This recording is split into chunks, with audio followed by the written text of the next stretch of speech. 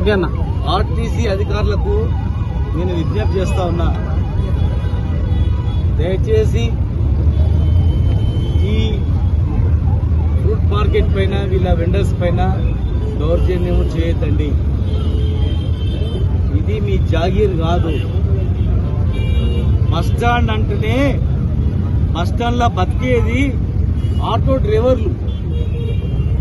ప్రయాణికులకు ఇమ్మీడియట్ గా రాగానే ఇంటికి చేర్చేది ఎవరంటే ఆటో డ్రైవర్లు.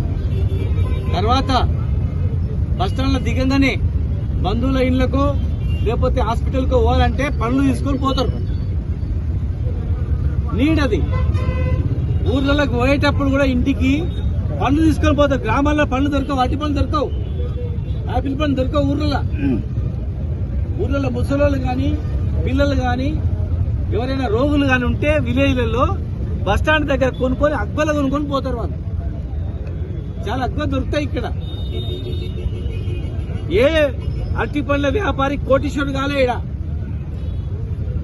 ఏ ఆపిల్ పండు అమ్మేటోడు ఎవరు కూడా కోటీశ్వరుడు కాలే. వాళ్ళ తాత ముత్తాతల నుంచి వాళ్ళు పని చేస్తున్నాడు. తాత చేస్తున్నాడు, తండ్రి చేస్తున్నాడు, పిల్లలు ఎవడు అంతే. ఉదయం లేస్తే రాత్రి వరకు బతికేది కష్టం. ఇది తెలంగాణ. ఇది ఇక్కడ వచ్చి మీరు వెళ్ళిపోవాలంటే ఎట్లా?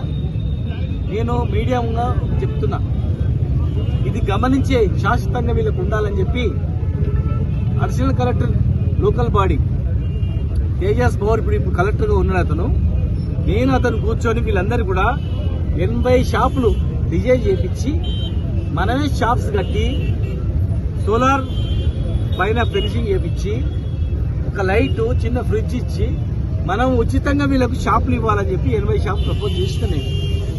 ఎట్లయితే ఫుట్పాత్ వ్యాపారులకు హాస్పిటల్ దగ్గర, ఫారెస్ట్ ఆఫీస్ దగ్గర, మిగతా ప్రాంతాలు ఎట్లయితే మనమే షాపులు వేసి ఫుట్పాత్ వ్యాపారానికి ఎట్లయితే ఇస్తున్నామో, టై బజార్ కట్టకుండా ఫ్రీ ఇస్తున్నామో, అట్లా పనులమే వాళ్ళకు కూడా పర్మనెంట్ గా ఇవ్వాలని చెప్పి ఇట్లా స్టేట్ తీసుకొచ్చి ఇక్కడ బస్ బే కూడా ఏర్పాటు చేసి ప్లస్ ఆటో బే కూడా ఏర్పాటు చేసి ప్రపోజల్ పెట్టాం. టెండర్ పిలిచే క్రమంలో ఎలక్షన్ నోటిఫికేషన్ రావడం జరిగింది. మీరు ఎవరైనా ఆర్టీఏ కింద ఇస్తే ఇది ప్రపోజల్ ఏముంది అని ఇస్తే మీకు ప్రపోజల్ కూడా ఇస్తారు వాళ్ళు. లేదు కలెక్టర్ గా పనిచేస్తున్నటువంటి తేజస్ గారు అడితే కూడా చెప్తున్నారు. కానీ అవన్నీ తెలుసుకోకుండా అడావుడిలో 15 షాపులు కట్టి దీని నుంచి ఆర్టీసీ బాగుపడుతుంది, ఈ షాపుల నుంచి ఆర్టీసీ నడుస్తుంది అని చెప్పి కక్కుర్తిపడి, కిరాయికి కక్కుర్తిపడి వందల మంది జీవితాలను రోడ్ల మీద వేస్తుంటే మాత్రం 50% మేము ఊరుకోం. మేము కొలిస్తే ఇక్కడ నుంచి మనకు గవర్నమెంట్ ప్లేసే ఉంది. టోటల్ గా షాప్స్ ముందర కావాలంటే రోడ్ వేసిన తర్వాత కూడా రెండింటికి మధ్యలో 10 ఫీట్లు ఉంది. 10x10 షాప్స్ వీళ్ళందరికీ పర్మనెంట్ గా వేసి వేయడానికి కూడా అవకాశం ఉంది.